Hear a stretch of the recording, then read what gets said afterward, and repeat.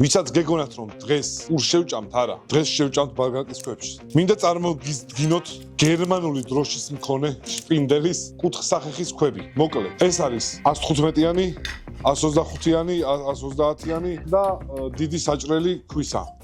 ეს არის სტაციონარული დანადგარის, რომელთაც ჭრიან ხოლმე ქვებს. ეს არის 1 მმ-იანი სისქის, ასევე არის გასასუფთავებლად, ესე ვთქვათ, ორიანს ვიყენებ ხოლმე, რომ კარგად უდგებით. შპინდელისვე ბორგალი, კუთხსახეხი.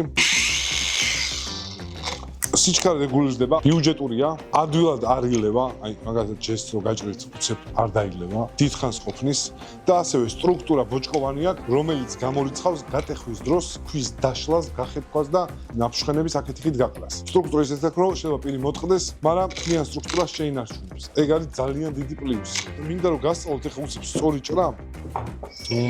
მაგალითად, გვაქვს ეს მილკვადრატი. შეიძლება დაწევოთ რომ რამე კაი არ იყო, მაგრამ ეს უსაჭიროა. ათხოვდიდან უნდა გამოიჭრა ესე თორე. ეს არის მეტალის ფანქარი. აი, ავიღოთ ეს მაგალითად. გონიოს ვადებთ და 45 გრადუსზე, აი ამას როგორც კი მოვადებთ, 45 გრადუსზე გავუსმევთ. მე აქედან ჩააჭრით ამას. ესე. ამას ისე 45, ანუ ეს სრულად უნდა დაიცვათ ეს მიმდევრობა, თუ გინდათ რომ 45-ზე თუ არ გაქვთ დანადგარი, ზუსტად გაჭრათ რა. აი ეს.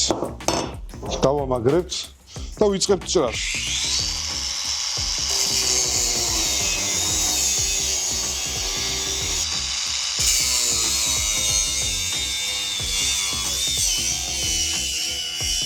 თავად ეს რომ არ დააწვეთ და ძალით არ ურტყათ. ნებანება ყველივით გაჭრის. This is 45 გრადუს. ზუსტი ჭრა, ვისაც ესე რომ ადუღებთ ხოლმე, აი ეს არის, ეს 45-ია, მაგრამ აი ესე რომ ადუღებთ ხოლმე და რჩებათ, მაგას ჯობია რომ აი ესე გონიოთი, მორჩა, მიადუღოთ და ვსო, ზუსტი კუთხე გაქვთ.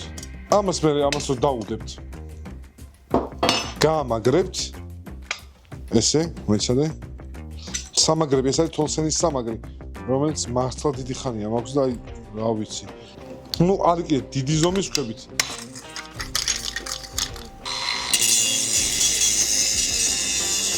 ეს არის გაშლიფოკებული, ეს იყო ნასვარკი, აი ცუდად ნასვარკი.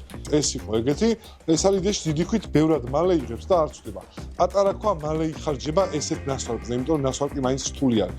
მაგრამ მიუდგომელ ადგილებში ძალიან კაია ორიანი ქვა, რომ ეს სუფთად, ვისაც მუშაობა გიყვარს, სუფთად იმუშავა. ასევე შეგიძლიათ, ვისაც სტაციონარული დანადგარები გაქვთ, კუთხის საჭრელი, დააყენოთ სტაციონარულ დანადგარზე და ეს ქვაც იმუშავებს. მოკლედ, ბევრ ლაპარაკს ჯობია რომ თქვენ თვითონ გამოსცადოთ. კომენტარებში დაგვიწერეთ თუ როგორ მოგეწონათ თქვა, სიპი ქვა.